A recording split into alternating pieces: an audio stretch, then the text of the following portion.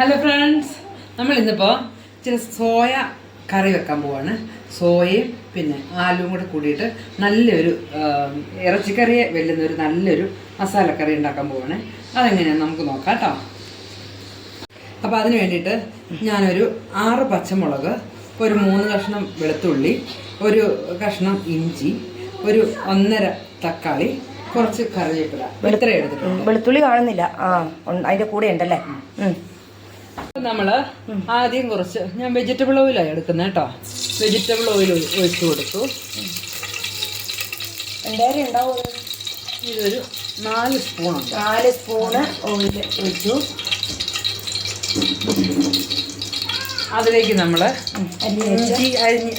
ഇഞ്ചി വെളുത്തുള്ളി രണ്ടും കൂടെ ഒന്ന് മൂക്കാനായിട്ട് ഇട്ട് കൊടുക്കാം. ഇതിൻ്റെ കുറച്ച് വഴന്ന് വരുമ്പോൾ ബാക്കി ഇട്ടെടുക്കാം അല്ലേ.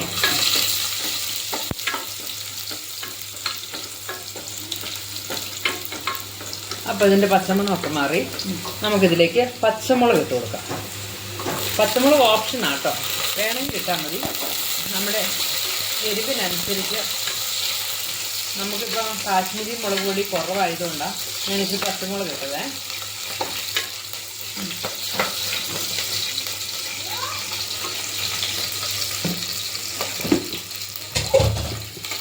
പച്ചമുളകായി വന്നിട്ടുണ്ട്. ഇപ്പോൾ ഇതിനകത്തേക്ക് ഒരു 2 സവോള അരിഞ്ഞെടുത്ത് 2 സവോളയും കൂടെ ഇടുവാണ്. നല്ല കട്ടി കുറച്ച് അരിഞ്ഞെടുത്ത സവോള വേഗം വഴന്ന് വെക്കാൻ എളുപ്പമാണ്.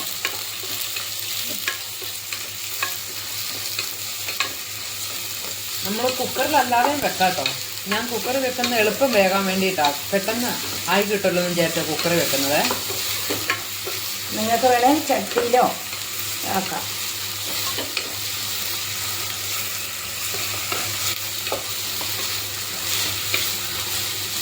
ഞാൻ ഉപ്പ് ഇട്ട് കൊടുക്കാം.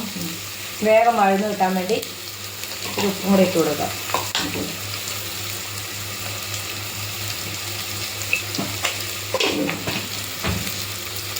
ഉപ്പിൻ്റെ അളവ് പറയുന്നില്ല, ആവശ്യത്തിന് ഇട്ട് കൊടുക്കാം.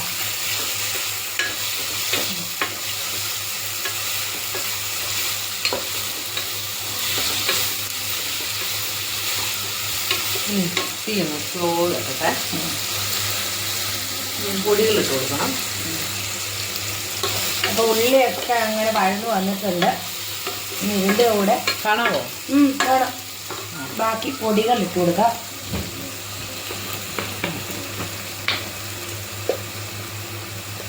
മഞ്ഞൾ പൊടി ഒരു 1/4 സ്പൂൺ മഞ്ഞൾപ്പൊടി ഇട്ട് കൊടുത്തു. അതൊന്ന് ഇളക്കി അതിൻ്റെ പച്ചമണം മാറട്ടെ.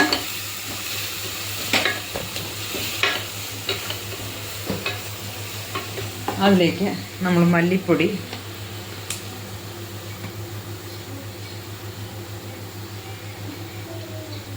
മൂന്ന് സ്പൂൺ മല്ലിപ്പൊടി ഇട്ട് കൊടുത്തു കേട്ടോ. ഇതെനിക്ക് ഇച്ചിരി വേറെ കറി വെക്കേണ്ടത് കൊണ്ടാണ് ഇത്രയും എടുത്തത്. പോഷൻ കൂടുതലുണ്ട്. എനിക്ക് 400 ഗ്രാം സോയാ ചങ്ക്സ് ഉണ്ട്, 1/4 കിലോ പൊട്ടറ്റോ ഉണ്ട്, മുളക് പൊടി 2 സ്പൂൺ മുളക് പൊടി ഇട്ടേ. എരിവുള്ളതാണോ എരിവില്ലാത്തതാണോ? അതിന് മീഡിയം എരിവുള്ള മുളക് പൊടി 2 സ്പൂൺ.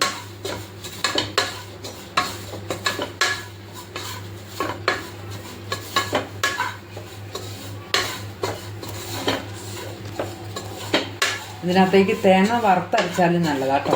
നമുക്ക് സമയമില്ലാത്തതുകൊണ്ട് നമ്മൾ തേങ്ങ വറുത്തരയ്ക്കുന്നില്ല. ഞാൻ തേങ്ങയുടെ പാലൊഴിക്കാമെന്ന് വിചാരിക്കുന്നു.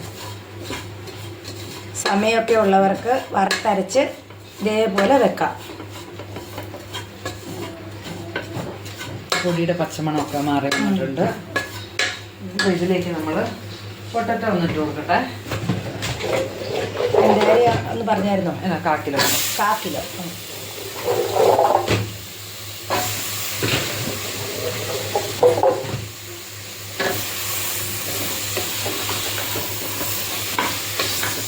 തക്കാളിയൊക്കെ തക്കാളി ഇടാൻ പോകും. ഞാൻ കുറച്ച് മറന്നു പോയിരുന്നില്ല. ഈ പൊട്ടറ്റോയുടെ കൂടെ തന്നെ തക്കാളി ഇട്ടു, 2 തണ്ട് കറിവേപ്പില ഇട്ടു. ഇതെല്ലാം കൂടെ ഇനി ഒന്ന് വഴന്നു തരട്ടെ.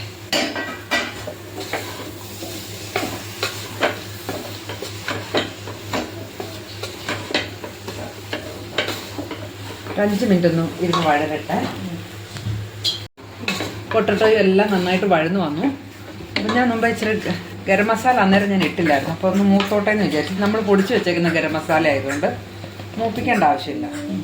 വറുത്ത് പൊടിച്ച് വെച്ചതാ. വറുത്ത് പൊടിച്ച് വെച്ച ഗരം മസാലയാണ്.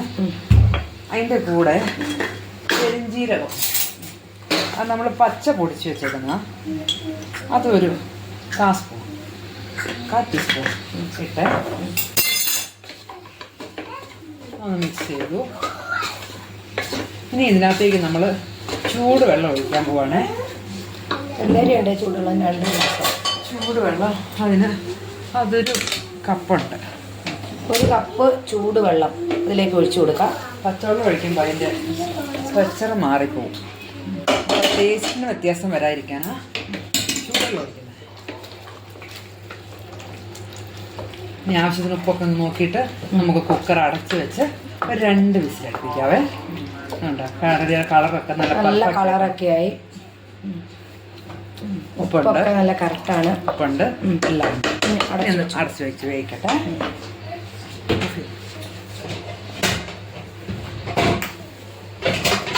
കുക്കറിന്റെ അടപ്പ് കാണുന്നില്ല, തപ്പാൻ പോയി. നമുക്ക് സ്പേസ് കുറവായി. എത്ര വിസിലടിക്കണം? 2 വിസിലടിച്ചിട്ട് നമുക്ക് വരാം. നമുക്ക് നമ്മുടെ കുക്കർ ഒന്ന് തുറന്ന് നോക്കാം. ഇട എല്ലാം തെളിഞ്ഞ് നല്ലോണം വെന്ത് ഇതാ നല്ല കുറുകി വന്നിട്ടുണ്ടേ.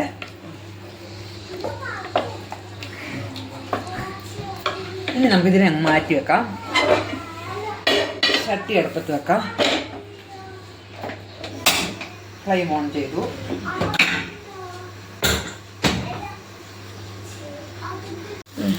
അപ്പോൾ നമ്മളെ ചട്ടിയൊക്കെ ചൂടായിട്ടുണ്ട്. അതിലേക്ക് എണ്ണ ഒഴിക്കുന്നുണ്ട്. ആവശ്യത്തിന് എണ്ണ ഒഴിച്ചു. എന്തേരം എണ്ണയാണ്? 2 സ്പൂൺ എണ്ണ ഒഴിച്ചു. 2 സ്പൂണ് എണ്ണ ഒഴിച്ചിട്ടുണ്ട്. വലിയ സ്പൂണ്, കുഞ്ഞു സ്പൂണൊന്നും അല്ല കേട്ടോ.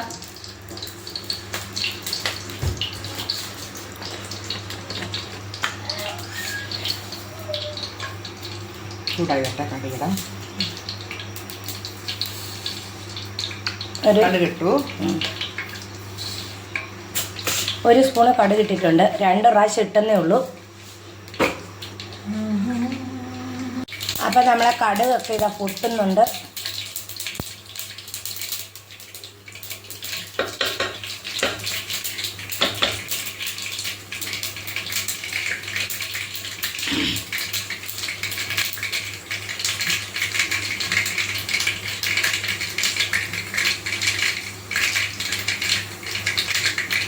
ഇതിനകത്തേക്ക് വറവിടുകയാണ് ഞാൻ. ഉള്ളി ഇട്ടു. ഒരു പിടി സവാള അരിഞ്ഞതും കൂടെ ഇട്ട് നോക്കിച്ചെടുക്കാം. ഇതിനെല്ലാം വേറെ ഓപ്ഷനുണ്ട്. ഞാൻ ഈ സവാള ഇട്ടെടുത്തെല്ലാം ചുവന്നുള്ളി ആഡ് ചെയ്യാം കേട്ടോ. ചെറിയ ചുവന്നുള്ളി ആഡ് ചെയ്യാം. അപ്പോൾ അതിൻ്റെ ടേസ്റ്റ് മാറും. ടേസ്റ്റ് നല്ല ടേസ്റ്റ് ആയിരിക്കും. ചുവന്നുള്ളി വെച്ച് കറി വെക്കുമ്പോൾ അതിൻ്റെ സ്മെല്ല് തന്നെ മതി കറി കൂട്ടാനായിട്ട്. ചേച്ചി എല്ലാം ഡ്യൂപ്ലിക്കേറ്റാണ് കൂട്ടുന്നത്. എളുപ്പപ്പണി, ഡ്യൂപ്ലിക്കേറ്റ് അല്ല. എളുപ്പവും ചിലവ് കുറഞ്ഞത്. എന്നാൽ രുചിയും വേണം.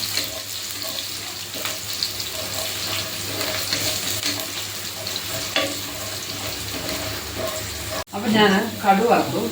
അതൊക്കെ നല്ല പൊരിഞ്ഞിട്ടുണ്ട്. എല്ലാം എളുപ്പപ്പണിയാണ്. അതിൻ്റെ അകത്തേക്ക് ഇതാ നമ്മൾ നേരത്തെ വെള്ളത്തിലിട്ട് കുതിർത്തി എടുത്ത സോയാക്കണ്ട്. എന്തുവന്നല്ല സോയ. അതൊന്ന് വരട്ടി എടുക്കട്ടെ. ഇതൊന്ന് ചെറിയ മാതിരി മൂപ്പിച്ച് എടുക്കണം. നമ്മുടെ സോയാ ചങ്ക്സൊക്കെ റെഡിയായി വന്നിട്ടുണ്ട്.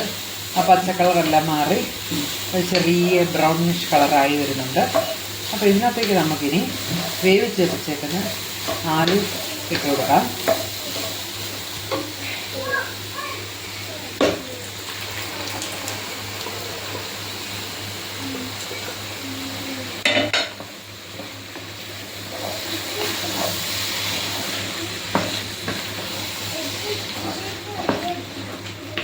ആലു ഇട്ട് നന്നായിട്ട് മിക്സ് ചെയ്തു.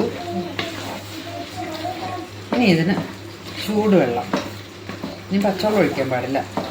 ചൂടുവെള്ളം, തിളച്ച വെള്ളം എടുത്ത് വെച്ചിട്ടുണ്ട്. ഞാൻ ഒഴിക്കാം.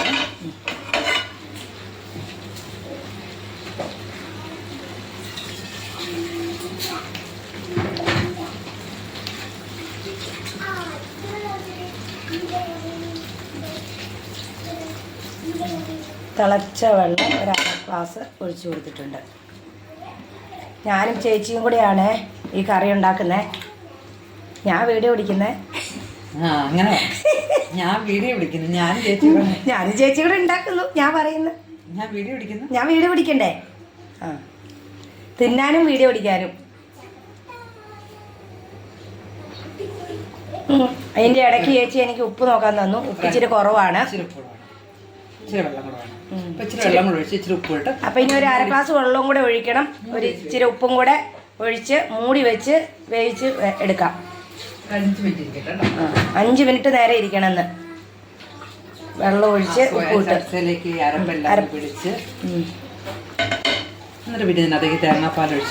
എന്നിട്ട് ലാസ്റ്റ് തേങ്ങാപ്പാൽ ഒഴിച്ച് എടുക്കുവാണ്.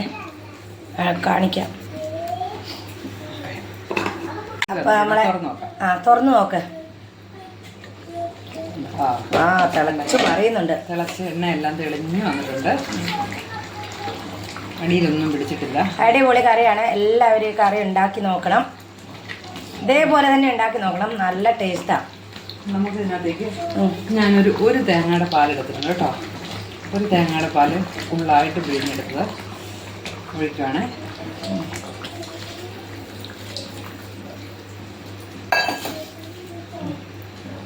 ഒരു തേങ്ങയുടെ പാലും കൂടെ പിഴിഞ്ഞൊഴിച്ച് ചെറിയ മാതിരി ഒന്ന് ചൂടായാൽ മതി.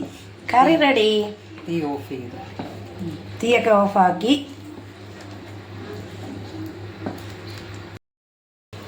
അപ്പം നമ്മളുടെ കറിയൊക്കെ റെഡി ആയിട്ടുണ്ട്. ദേ കണ്ടോ, കറിയൊക്കെ നല്ല റെഡി ആയിട്ടുണ്ട്. അപ്പോൾ അടുത്ത